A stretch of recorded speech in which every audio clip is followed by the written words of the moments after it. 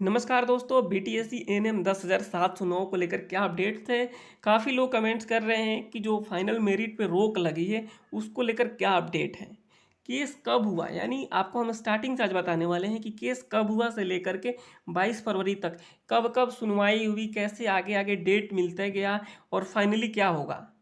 Final merit पे जो रोक लगाने की बात कही जा रही है 15 तारीख को, उस कोर्ट की कॉपी भी आपको हम दिखाने वाले हैं। उसमें क्या बातें कही गई है और जो आगे जो डेट मिलते गया और उसमें क्या बातें कही गई है। और जो है बीटीएससी क्या अभी तक कोई नोटिस निकाला है इसको लेकर के, रोक को लेकर के, इस पर भी बात करेंगे। डॉक्यूमेंट वेरिफिकेशन चल रहा है और ये चलते रहेगा, इसको भी लेकर हम देखेंगे। पूरी जानकारी आपको इस वीडियो में देने वाले हैं। जो भी होगा सही बातें बताई जाएगी आपको यहाँ पे बीटीएससी एएनएम 10,709 को लेकर के। तो आप हमारे चैनल पे पहली बार आए होंगे तो चैनल को सब्सक्राइब करना बिल्कुल नहीं भूलिएगा। सब चीज़ आपको यहाँ पे बताने वाले हैं। सबसे पहले हम उस चलने के चलते हैं। यहाँ पे देखेंगे रजिस्ट्रेशन डेट है इसका 11 अक्टूबर 2023 को। डेट ऑफ फाइलिंग है 4 अक्टूबर 2023 को। ये सारी चीज़ें हो गई। अब इसमें आगे बढ़ेंगे हम। मैं बिल्कुल स्टार्टिंग से आपको बता रहा हूँ। यहाँ पे देखेंगे, यहाँ देखेंगे लिस्निंग डेट जो है पहला जो है 15 जनवरी 2024, फिर 22, फिर 5, फिर 12, 19, 20 और लास्ट जो हुआ था 22 तारीख को। एक एक करके हम चलेंगे। सबसे पहले हम दिखाएंगे आपको 15 तारीख वाला, फिर 22, 5 ऐसे करते हुए हम 22 तारीख तक पहुँचेंगे। बाकी फिर आगे मुद्दों पे हम बात करेंगे इसमें। तो यहाँ पे हम आगे बढ़ेंगे। सबसे पहले आप देखेंगे यहाँ पे जो हमारे मोहित कुमार शाह जी जो जज साहब हैं, यही किस केस को देख रहे हैं। यहाँ पे देखिए इस पे क्या लिखा हुआ है। It is further directed that the final result of the requirement in question shall be subject to the final outcome of the present case. यहाँ पे कहने का साफ मतलब है कि जो फाइनल रिजल्ट आएगा, किसका फाइनल रिजल्ट जो निकलने वाला है एएनएम वाला, ये इस फाइनल रिजल्ट, इस केस के फाइनल रिजल्ट के ऊपर डिपेंड करता है कि किस तरीके से इस केस का फाइनल रिजल्ट आएगा। उसी हिसाब से इसको भी इस जो एएनएम भर्ती 10,709 वाला वो डिपेंड करेगा। यानी पूरी की पूरी जब तक ये केस का जो ऑर्डर नहीं आ जाता है तब तक ये फाइनल रिजल्ट जारी नहीं होगा। इस तरीके से यहाँ पे बातें कही गई है। आप इसका स्क्रीनशॉट लीजिए और खुद से देखिए और समझिए क्या बातें कही गई है। ये हो गया। अब जो है इस 15 तारीख को सुनवाई के बाद से जो है आगे आगे डेट बढ़ा और अगला जो सुनवाई हुआ 22 तारीख को। यहाँ पे भी कुछ बातें हुई और जो है अगला डेट दे दिया गया 29 जनवरी को। तो इस तरीके से जो 29 जनवरी को क्या हुआ यहाँ पे देखेंगे। अगला जो है डेट 5 तारीख को दे दिया गया, 5 को हुई और 5 के बाद से फिर 12 तारीख को सुनवाई का डेट दे दिएगा। इस तरीके से आगे बढ़ते रहा और जो 12 तारीख को फिर जो है 15 को डेट दे दिया गया। और इस तरीके से जो लास्ट सेकेंड लास्ट था 20 तारीख को। 20 तारीख को सारी चीज़ें पूरी होने के बाद से एक जो है और डेट दिया गया 22 तारीख को।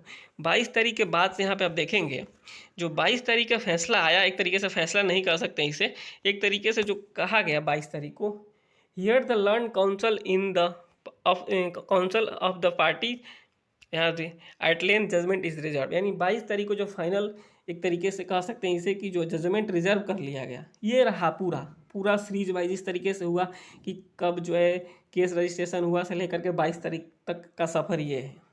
अब जो है अगला सफ़र की बात है कि जजमेंट कब तक आएगा। मैंने काफ़ी वीडियो पहले भी बनाया है, मैं बताया हूँ उसमें कि एक हफ्ते के अंदर आ जाना चाहिए। वैसे मैक्सिमम 6 महीने होता है, वैसे एक आध हफ्ते में आ जाना चाहिए, लेकिन तब तक रुकेगा नहीं कुछ काम। डॉक्यूमेंट वेरिफिकेशन चलते रहेगा, डॉक्यूमेंट वेरिफिकेशन चलते रहेगा, ये जो सारी चीज़ें होती रहेगी। लेकिन जो फाइनल रिजल्ट्स की बात है, जब तक केस का कोई फैसला नहीं आ जाता है किसी के पक्ष में, या फिर जो लोग केस किए हुए हैं, यानी एक तरीके से हम कहेंगे जो संविदा कर्मी है हमारे, वे उनके पक्ष में, या फिर जो एग्ज़ाम्स बेस वाले हैं उनके पक्ष में, किसी एक के पक्ष में जब तक फैसला नहीं आ जाता है तब तक किसी की ज्वाइनिंग नहीं कराई जाएगी। इस 15 तारीख के आदेश से तो ऐसा ही लग रहा है।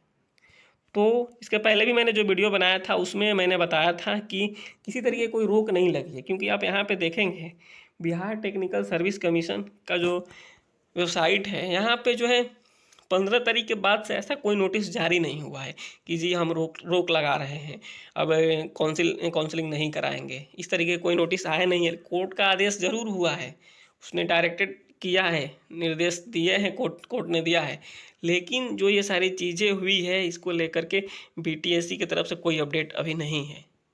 तो एक एज ए स्टूडेंट के तौर पे कोर्ट का आदेश सर्वमान्य है, सबके लिए कोर्ट का आदेश जो है सर्वमान्य है।